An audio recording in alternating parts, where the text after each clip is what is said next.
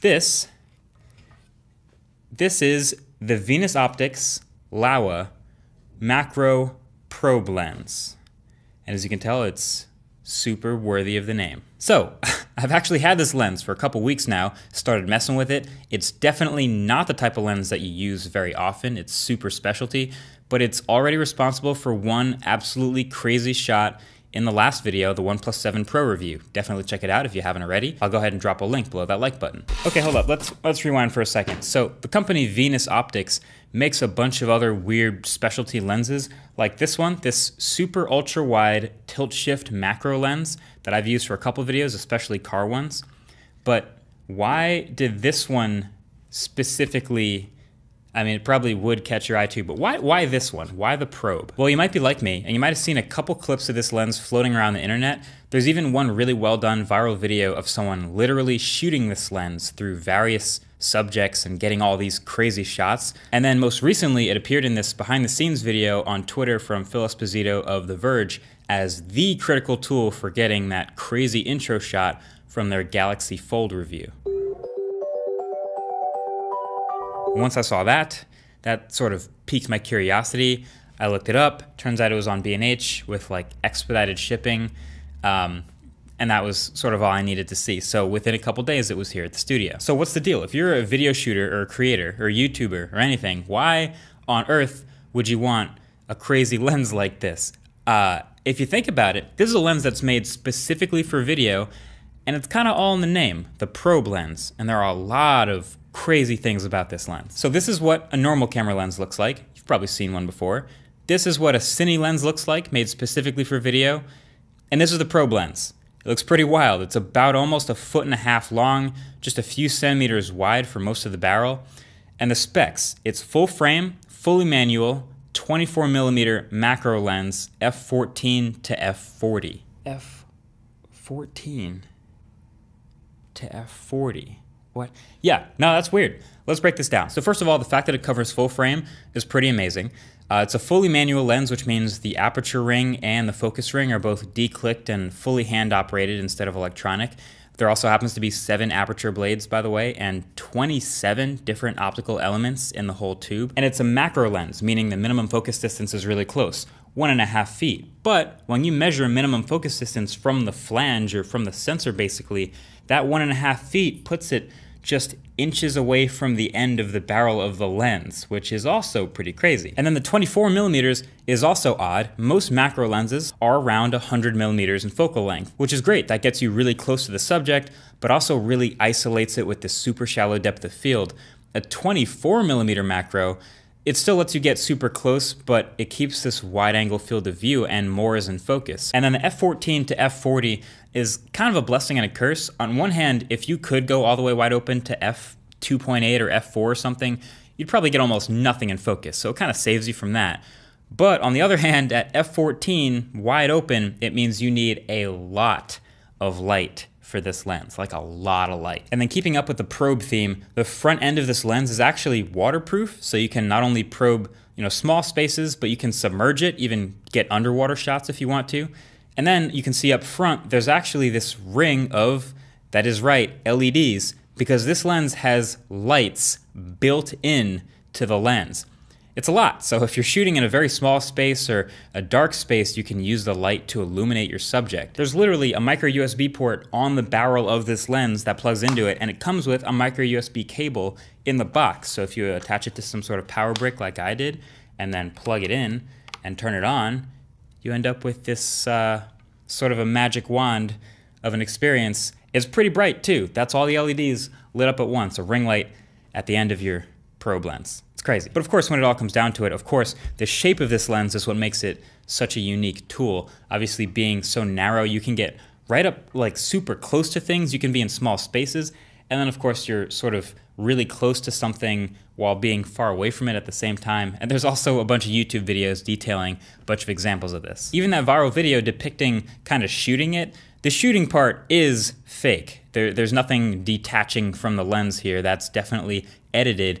But the shots it got that they included, those shots are actually real and they're super well done. And there's so many other good ones. So that of course got the gears turning about how to possibly use the probe lens for a tech video, or a shot in a tech video, or just to shoot tech in some way. And then of course we saw Phil's video with the Galaxy Fold. So the story goes, as you know, I got the OnePlus 7 Pro a couple weeks beforehand and had this lens in hand the entire time, so I knew I had to try something. So of course, to maximize how dramatic it is, you want to get as close to the phone as possible.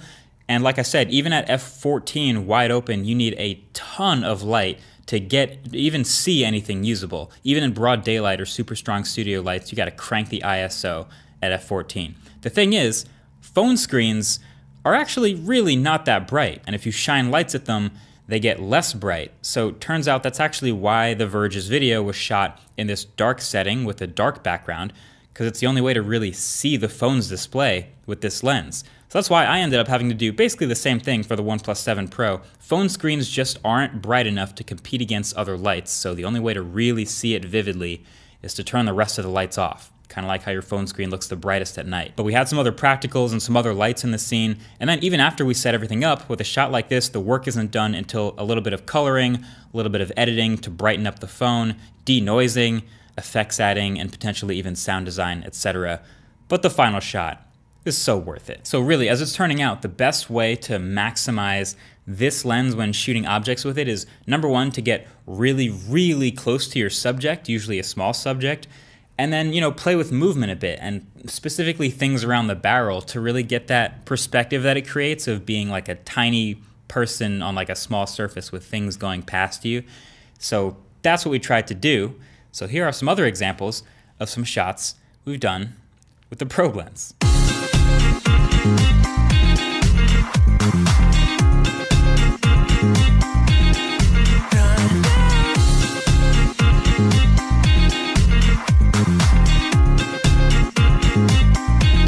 So this was a fun one. Yes, in the studio we do have CD racks that have never held a CD in their life. Instead, they hold smartphones.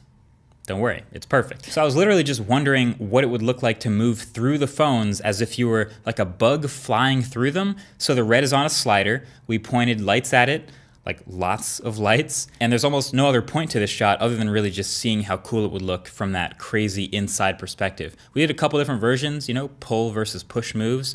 But other than that, there's no subject in the middle. We literally just got the shot to see if you could get it, and you couldn't with any other traditional lens. Even a GoPro wouldn't fit in the opening this lens is fitting through.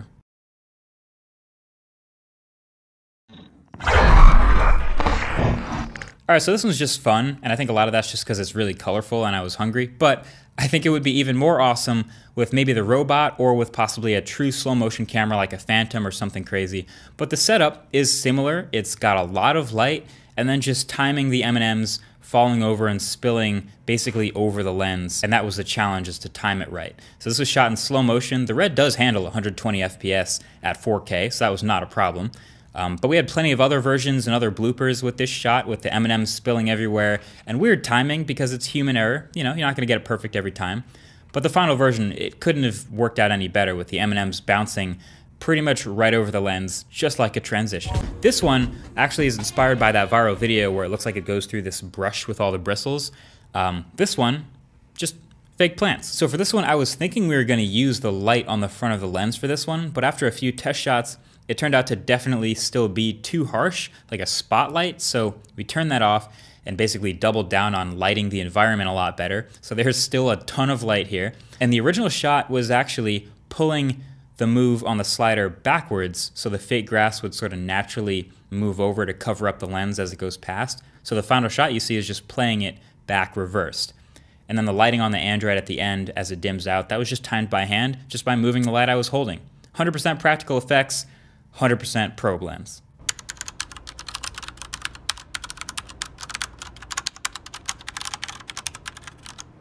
So this was a horizontal slide, of course, as you could tell. Similar lighting setup to the last one, but just moving the lights higher up so they didn't glare off this matte black keyboard so much. And then you can actually see the RGB lights better. I'm actually honestly surprised these showed up on video so well. And then just getting super close to the keyboard, kind of like you really couldn't with any other lens. So that was a fun one. The perspective we imagined when we were dreaming up this shot is like the zipper sort of opening past you like you're this tiny, like a bug again, and this giant zipper is sort of chasing you away. The tough part is, obviously, since the depth of field is so shallow, it's super easy to go in or out of focus if the timing, which is by hand, isn't absolutely perfect. So there's plenty of takes of that where my hand goes in and out of focus, so I didn't worry about that too much. Instead, the more interesting part is making it feel like the zipper is closing around you, and being so low to the ground, like only the probe lens can, definitely helped with that.